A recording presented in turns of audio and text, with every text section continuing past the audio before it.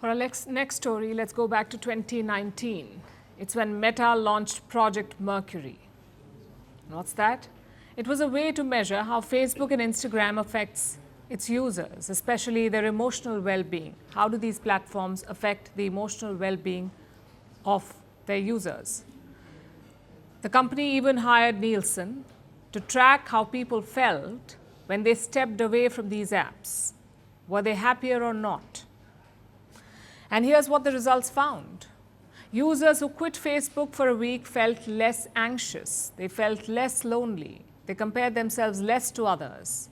Their daily dread dipped.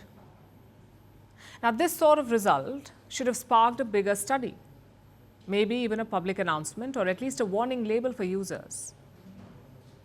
Of course, it led to a sprawling lawsuit. But what did Meta do? It quietly shut down this project. So then why are we talking about it tonight? Why are we talking about Project Mercury after 6 years? It's because of newly unsealed court findings. They reveal more things about the project. And the more you learn, the starker it gets. In fact, one employee summed it up best. They said, if it leaks, we will look like tobacco companies. Meta, of course, says the research was flawed, but the questions still remain. If the study showed nothing of concern, why did they bury it? And it's not the only problem. It's the first of the many sins. Because look at what else the court filings have revealed. A year after Project Mercury's internal alarm bells, lawmakers asked Meta a very simple question. Does Instagram harm teen girls? Meta's official answer was no. But according to the filings, the company already had data on this. Data that showed that teens using Meta had a lot of problems. Those who used Meta heavily showed a lot of problems, like spikes in anxiety, depression, loneliness, body image issues. And the argument was simple. Meta knew more than it admitted. It misled the US Congress. Now we know every tech company misses harmful content. But what shocked even Meta's former employees was the alleged 17-strike rule. What's that? What's the 17-strike rule? You see, any account on Meta can be reported 16 times for potential sex trafficking activity, 16 times. If it crosses 17, it will be taken down. Now, internally, the staff called it a very, very high threshold. After all, we're talking about sex trafficking here. Of course, Meta disputes this fiercely. It claims that it removes such accounts instantly. And it doesn't stop there. Usually, every parent has the same nightmare, a stranger messaging their kid on Instagram at midnight. That's the biggest fear. In 2019, Meta researchers recommended a solution that could have prevented that. It would have made teen accounts private by default. Quite simple and obvious. But the growth team, the Meta growth team, ran the numbers, and that made them panic. If they implemented this plan for the safety of teenagers, it would affect 1.5 million monthly active teens. It would be a blow to their traffic. So guess what did Meta do? Well, absolutely nothing. For 4 years, they did nothing about this.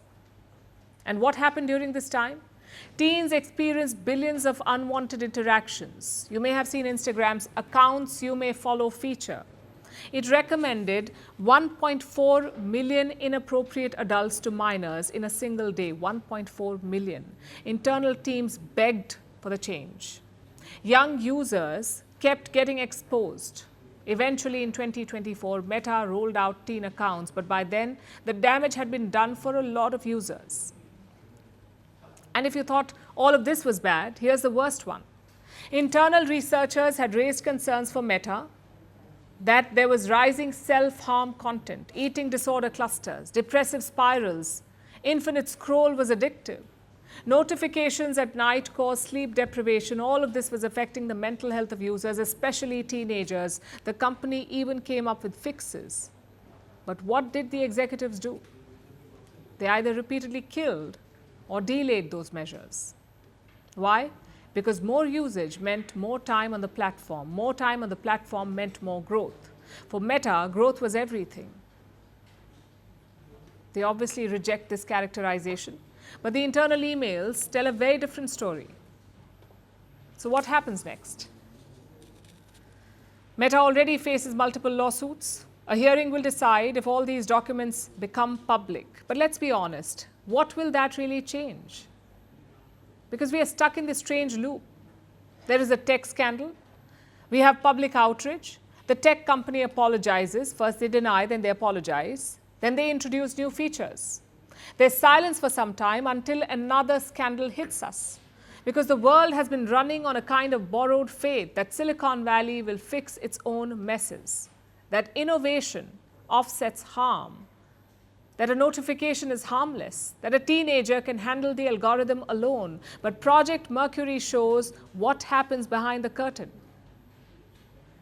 And maybe this lawsuit is the moment the curtain finally stays open. Until then, we are stuck with a truth too big to ignore. These are platforms that are shaping an entire generation. They've already caused more harm than good, and the question now is not what they knew. It's whether we are finally ready to do something about it. They promised glory.